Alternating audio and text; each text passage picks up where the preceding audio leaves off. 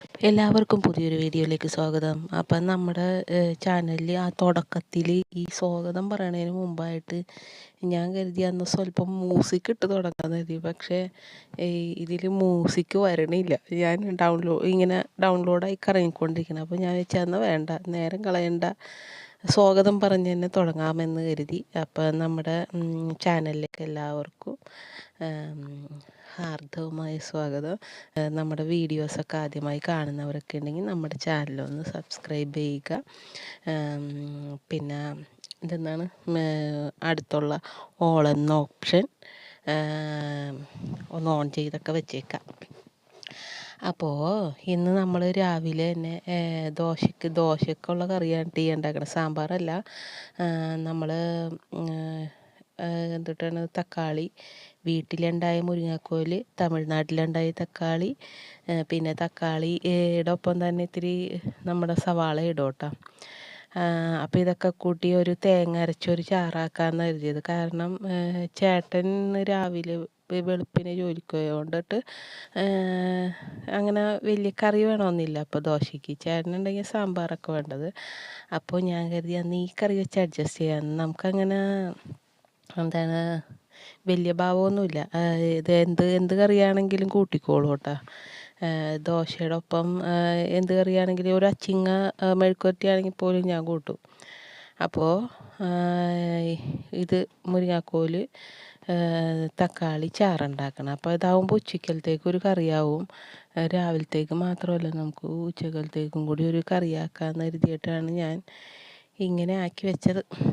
അപ്പോൾ 2 പ്രാവശ്യമായിട്ട് വെക്കണ്ടല്ലോ. അപ്പോൾ ഗ്യാസിനൊക്കെ ഭയങ്കര ക്ഷാമമായത് കൊണ്ടിട്ട് ഒരുമിച്ച് വെക്കാമെന്ന് കരുതി. അപ്പോൾ നമ്മുടെ കറിയൊക്കെ റെഡി ആയിട്ടുണ്ട്. തേങ്ങ അരച്ച ചാറ്, നല്ല ഉള്ളിയൊക്കെ നമ്മൾ ഉള്ളി ചേന്തിട്ടാണ്, വേപ്പില, ഉള്ളി, കടുകൊക്കെ പൊട്ടിച്ചിട്ടിട്ടുണ്ട് കേട്ടോ. അപ്പോൾ ദോശ ഒരു 2-3 എടുത്തോളൂ. ഇപ്പോൾ പണ്ടത്തെ തൊട്ട് തിന്നാൻ പറ്റണില്ല. നമുക്ക് 2 കഴിക്കുമ്പോൾ തന്നെ വിശപ്പല്ല, വയറ് ഫുള്ളാവും. അപ്പോൾ അതുകൊണ്ടിട്ട് ഞാൻ അധികം കഴിക്കണില്ല. പണ്ടൊക്കെ ഞാൻ ഒരു 6 തിന്നിരുന്ന ഞാനാണ്. ഇപ്പോൾ അത് ഈ കോലമായി, തിന്നാൻ പറ്റായികയായി. അത് പിന്നെ നമുക്കിങ്ങനെ പ്രായം കൂടുന്തോറും അങ്ങനെയൊക്കെ തന്നെ ഇരിക്കുള്ളൂ. അപ്പോൾ എല്ലാവരെയും ഒന്ന് കൊതിപ്പിച്ചേക്കാം. അപ്പോൾ ഇന്ന് രാവിലത്തെ ചായ കൂടി കഴിഞ്ഞിട്ട് നമുക്ക് വേറെ കുറച്ച് പണികളൊക്കെ ഉണ്ട്. കാരണം നമ്മുടെ മുറ്റമൊക്കെ ഒന്ന് ചെറുതായിട്ടൊന്ന് ക്ലീൻ ചെയ്യാനുണ്ട്. അപ്പോൾ അതിലേക്കുള്ള കടന്നുപടി ആയതുകൊണ്ടിട്ട് രാവിലെ കുളിച്ച്, അല്ലെങ്കിൽ ഞാൻ എല്ലാ പണിയും കഴിഞ്ഞിട്ടൊക്കെ കുളിക്കുള്ളൂ കേട്ടോ. എന്താണെന്ന് വെച്ചാൽ ഈ കുളിച്ച് കഴിഞ്ഞിട്ട് ഈ ഇങ്ങനത്തെ പണിയൊന്നും ചെയ്യുന്നതിനോട് എനിക്ക് വലിയ താല്പര്യമില്ല. അതായത് പുറം പണി ചെയ്യുന്നതിനോട്. പിന്നെ നമ്മൾ വേർത്ത് അങ്ങനെ ഭയങ്കര മണമൊക്കെ ഇരിക്കുമല്ലോ. അപ്പോൾ അതുകൊണ്ടിട്ട് ഞാൻ അങ്ങനെ ഇത് ചെയ്തില്ല, കുളിച്ചില്ല. കുളിക്കുന്നതിന് മുമ്പ് ഭക്ഷണമൊക്കെ കഴിച്ചിട്ട് ഇനി മുറ്റത്തെ പണിയൊക്കെ കഴിഞ്ഞിട്ട് വേണം ഇനി കുളിക്കാൻ. അപ്പോൾ അവിടെയൊക്കെ അടിച്ചു നോക്കണത് എന്താണെന്ന് വെച്ച് കഴിഞ്ഞാൽ, നമ്മളൊരു അടപ്പ് വാങ്ങിക്കുന്ന കാര്യം പറഞ്ഞല്ലോ. അപ്പോൾ ഇന്ന് അടപ്പ് മേടിക്കാൻ പോയിട്ട് കിട്ടിയില്ല. സംഭവം അവിടെ കിട്ടിയില്ല എന്നല്ല, കട അടച്ചു പോയേക്കായിരുന്നു. രാത്രിയാണ് പോയത്. അപ്പോൾ അതുകൊണ്ടിട്ടാണ് കട അടച്ചു പോയത് കൊണ്ടിട്ട്. അപ്പോൾ എന്നോട് പറഞ്ഞാൽ പകൽ പോയി വാങ്ങിക്കാൻ പറഞ്ഞിട്ടുണ്ട്. അപ്പോൾ ഇനി അത് വാങ്ങിക്കാനായിട്ട് പോകണം. അപ്പോൾ അതിന് മുമ്പ് ഒന്ന് ക്ലീൻ ചെയ്തൊക്കെ ഇട്ടേക്ക. അവിടെ അതിലെ കൂടി ചവിട്ടി കയറി എപ്പോഴും മണ്ണാക്കും. എന്നാൽ പോലും നമ്മൾ ഒരാൾ വന്നതിന് മുമ്പ് നമ്മൾ വൃത്തിയാക്കി ഇടണമല്ലോ. അതുകൊണ്ടിട്ട് അങ്ങനെ ഇട്ടതാണ് കേട്ടോ.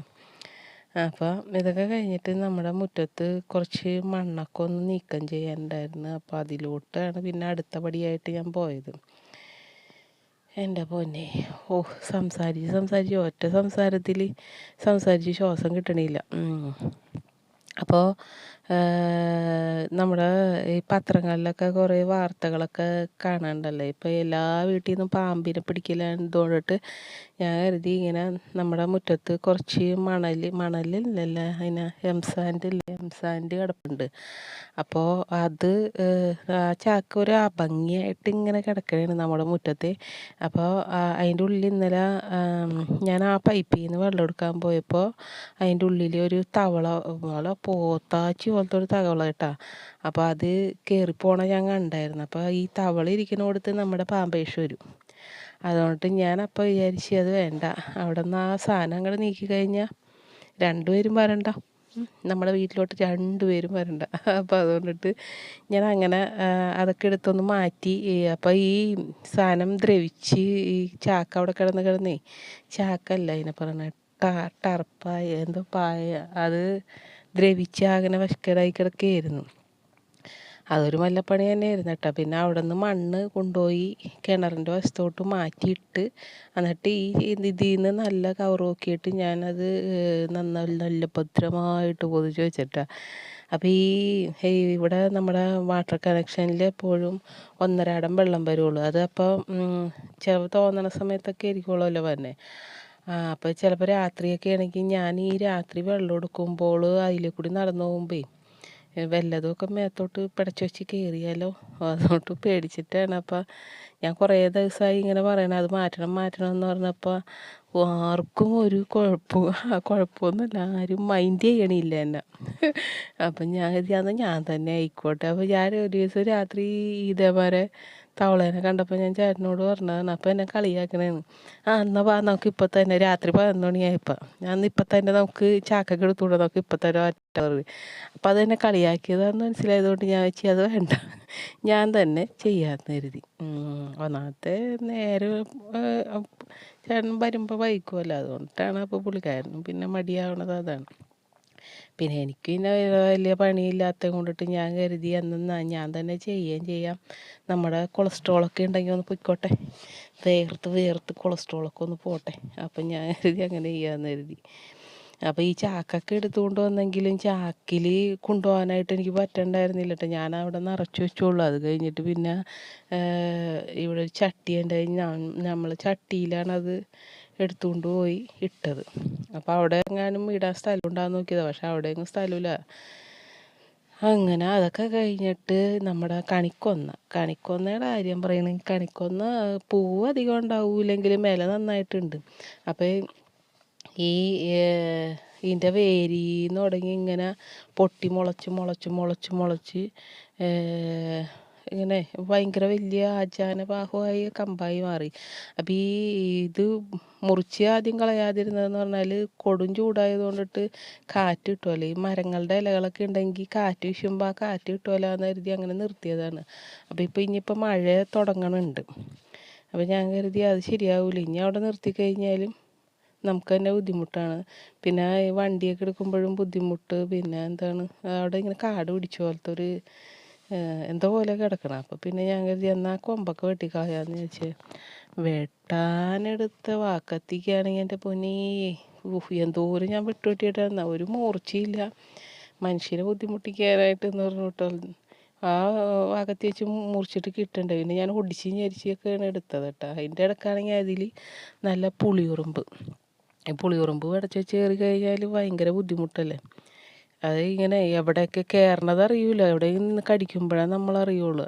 അങ്ങനെ അപ്പോൾ ആ കൊമ്പൊക്കെ വെട്ടി, അതിൻ്റെ മുകളിൽ കൊമ്പുണ്ട്, പക്ഷെ അത് വെട്ടാനായിട്ട് എനിക്ക് കയ്യെത്തണ്ടായിരുന്നില്ല കേട്ടോ. അത് വെട്ടിയില്ലെങ്കിൽ നമ്മുടെ ഈ മാവ് വളരൂല. കാരണം മാവിൻ്റെ മുകളിൽ വന്ന് നിൽക്കണം. ഈ മാവ് എന്ന് പറഞ്ഞാൽ നമ്മൾ മണപ്പുറത്തുനിന്ന് ആലുവ മണപ്പുറത്തുനിന്ന് ഈ മേടിച്ചതാണ്. ഒരു 2-3 വർഷമായി, പക്ഷേ ഇതുവരെ പൂത്തിട്ടൊന്നുമില്ല. ബഡ് ചെയ്ത മാവാണെന്നൊക്കെ പറഞ്ഞ് വാങ്ങിച്ചതാണ്. ഞാനാണെങ്കിൽ ഇടയ്ക്ക് കൊമ്പൊക്കെ ഒടിച്ച് കളയും. കാരണം ഇവിടെ നമ്മൾ ഈ മാവ് വളർന്ന് പന്തലിച്ച് കഴിഞ്ഞാൽ വണ്ടി പോകാനും ബുദ്ധിമുട്ടാണ്. പിന്നെ ഈ സാധനം ഭയങ്കര എന്താണ് പറയണേ, അത്ര വലുതായി കഴിഞ്ഞാൽ ഒരു സുഖം തോന്നില്ല നമുക്ക്. അപ്പോൾ ഇതിങ്ങനെ ചെറുതായിട്ട് തന്നെ നിന്ന് പൂക്കുമ്പോൾ ഒരു രസമുണ്ടല്ലോ. ബഡ് ചെയ്ത മാവൊക്കെ അങ്ങനെയാണല്ലോ. അപ്പോൾ അത് കരുതി 3 മാസമായി ഇതിപ്പോൾ ഇങ്ങനെ, 3 വർഷമായി ഇതിപ്പോൾ ഇങ്ങനെ തന്നെ നിൽക്കേണ്ട. അപ്പോൾ മാവിനൊരു വെട്ടവും വെളിച്ചമല്ല, സൂര്യപ്രകാശം കിട്ടിക്കോട്ടെ എന്ന് കരുതിയിട്ട് നമ്മൾ ആ കൊമ്പൊക്കെ ഒന്ന് വെട്ടണം എന്ന് കരുതിയിരിക്കുകയാണ്. പക്ഷേ ഇനിയിപ്പോൾ ഒരു ഒഴിവ് ദിവസം നോക്കിയേ വെട്ടാൻ പറ്റുള്ളൂ. എനിക്ക് അതിൻ്റെ മുകളിലോട്ട് കയറൽ നടക്കില്ല. ഇത്തിരി കയ്യെത്തണേലും അപ്പുറത്താണത്. ചെറിയ കൊമ്പാണ്, എന്നാലും അതൊരു തോട്ടിക്കൊക്കെ വലിച്ചാൽ കിട്ടുമായിരിക്കും. പക്ഷേ ആ തോട്ടിയിൽ അരിവാൾ വെക്കണം, അരിവാളില്ലാത്തത് കൊണ്ടിട്ടാണ്. അപ്പോൾ അതങ്ങനെ പണി അങ്ങനെ ചെയ്തു. അപ്പോൾ ഇതൊക്കെ കഴിഞ്ഞിട്ട് നമുക്ക് പിന്നെ പിന്നെ വേറെ എന്തെന്നാ ഇത് നിന്ന് ഇത്രേ ഞാൻ ചെയ്തോളൂ കേട്ടോ. അപ്പം തന്നെ ഒരു വകയായി, ആവശ്യതയായി, ഉച്ചയായി. അപ്പോൾ പിന്നെ വേറെ നമുക്ക് ആ മണ്ണെടുത്ത് കൊടുത്തൊന്ന് കഴുകാനുണ്ടായിരുന്നു. എന്ന് വെച്ചാൽ നമ്മുടെ ഇവിടെ പൊടി ഭയങ്കര ശല്യമാണ്, റോഡ് സൈഡുമാണ്. അതേമാതിരി തന്നെ ഭയങ്കര പൊടി ഇങ്ങനെ നമുക്കിങ്ങനെ ചൂടൊക്കെ വരുമ്പോൾ നല്ല പൊടിയാണ്. ആ പെരക്കകത്തൊക്കെ തുടച്ചിട്ടാലും ഒരു അരമണിക്കൂർ കഴിയുമ്പോൾ തന്നെ അകത്തൊക്കെ വീണ്ടും പൊടിയാവും.